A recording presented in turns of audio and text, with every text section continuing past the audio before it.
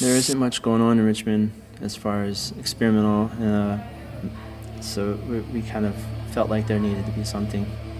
And, so we formed Hertz Collective between Charlottesville and Richmond, sort of out of the ashes of the former Ada for Noise Collective in Richmond.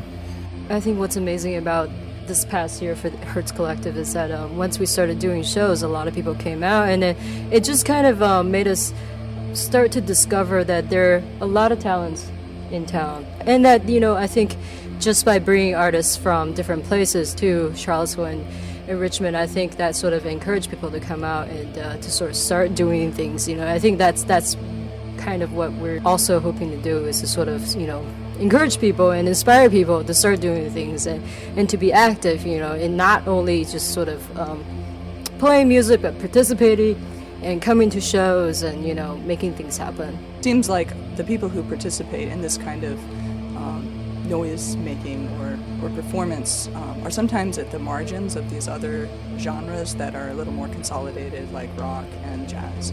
And they don't quite fit in there because the things they do are a little bit weird for those genres. They maybe use their instruments in unconventional ways, or they do a lot of improvisation within a genre that doesn't usually have a lot of improvisation. So it's kind of like this meeting point at the fringes of all of these different genres.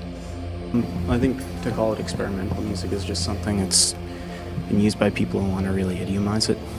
It's not really a proper way of stating it, but there's not any proper way of stating it. We don't put a whole lot of emphasis on defining experimental or other musics or anything like that. It's more about like personal experimental. We try to encourage people to try different things, and sometimes we mix it up within ourselves to kind of push our own limitations or whatever by collaborating with each other or new people. People are starting to think in a new way about music and about experimental performance because of the kinds of shows that we've been able to bring to each city and the kinds of connections we've drawn between the two cities.